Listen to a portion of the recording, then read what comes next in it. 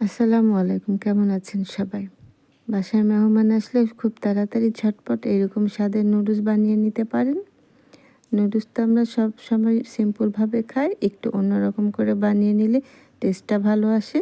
চলুন দেখা যাক এই নুডলসটা আমি কিভাবে রান্না করেছি। প্রথমে আমি একটি ফ্রাই প্যানে 2 টেবিল চামচ রেগুলার রান্নার তেল দিয়ে একটি ডিম দিয়ে দিলাম। আমি ডিমটা গুলে দেইনি, গোটা ডিমই দিয়ে দিয়েছি, সেজন্য আমি ডিমের কুসুমটা আমি একটু ভেঙে দিচ্ছি চামচ দিয়ে। এখন চিমটি পরিমাণ লবণ আমি ডিমের উপরে দিয়ে দেব।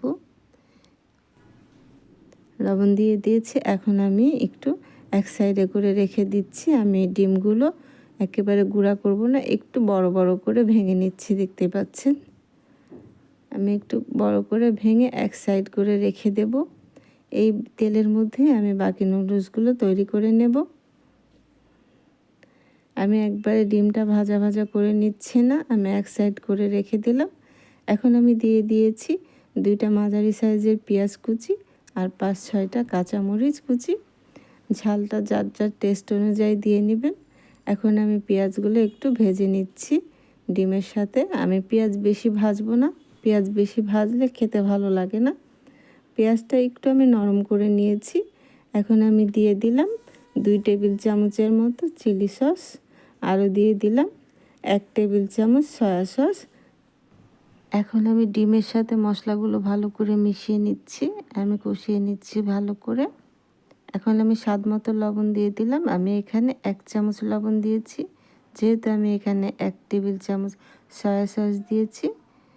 আরও দিয়ে দিলাম ম্যাগি মশলা, আমি এখানে 1 প্যাকেট ম্যাগি মশলা দিয়ে দিয়েছি।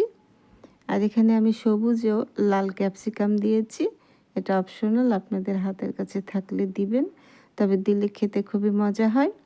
আমি এখন ভালো করে মশলার সাথে মিশিয়ে নিচ্ছি। এখন আমি দিয়ে দিলাম টমেটো সস, দিয়ে ভালো করে এখন আমি আবারও মিশিয়ে নিচ্ছি। টমেটো সসটা একটু বাড়িয়ে দিলে খেতে ভালো লাগে, নুডলসটা জুসি জুসি হয়। এখন আমি আগে থেকে সিদ্ধ করে রাখা নুডলসগুলো দিয়ে দিলাম। আমি এখানে মোটা নুডলসটা নিয়েছি, কেজি হিসেবে যে নুডলসটা পাওয়া যায় সেটা আমি এখানে নিয়েছি। আপনারা যে কোনো নুডলসই নিতে পারেন। আরও এখন আমি দিয়ে দিলাম হাফ স্পুন গোলমরিচের গুঁড়া দিয়ে দিলাম, দিলে খেতে ভালো লাগে। রেস্টুরেন্টে যে নুডলসগুলো ব্যবহার করে আমি সেই নুডলসটাই এখানে দিয়েছি। এখন আমি চুলার জালটা হাই ফ্লেমে রেখেছি, এখন হাই ফ্লেমে রেখে এভাবে আমি ভেজে নেব। খুব ঝটপটে তৈরি হয়ে যায় নুডলসটা। বাসায় মেহমান আসলে আপনি খুব ঝটপট করেই বানিয়ে নিতে পারবেন মজাদার এই নুডলস, খেতে খুবই ভালো লাগে। এখন আমি দিয়ে দিলাম চিলি ফ্লেক্স হাফ স্পুন। আমার চুলার জালটা বাড়িয়ে দেওয়া আছে, হাই ফ্লেমে দেওয়া আছে। এখন আমি নেড়ে চেড়ে নামিয়ে নেব। এই নুডলসটা রান্না করতে বেশি সময় লাগে না। রেস্টুরেন্টে কিন্তু এই ধরনের নুডলসগুলো হাই ফ্লেমেই রান্না করে। খুব ঝটপটে এভাবে বাসায় মেহমান আসলে আপনি বানিয়ে নিতে পারেন।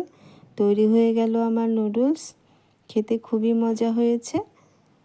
এখানে আপনারা চাইলে চিকেনটাও ব্যবহার করতে পারেন, তবে চিকেন ছাড়াও অনেক মজা হয়েছে এই নুডলসটি খেতে। রেসিপিটি ভালো লাগলে অবশ্যই চ্যানেলটি সাবস্ক্রাইব করে রাখবেন এবং পাশে থাকা বেল বাটনটি অন করে দেবেন, যাতে করে আমি নতুন কোনো ভিডিও আপলোড করলে সবার আগে নোটিফিকেশন আপনার কাছে পৌঁছে যায়। ভালো থাকবেন সবাই, আল্লাহ হাফেজ।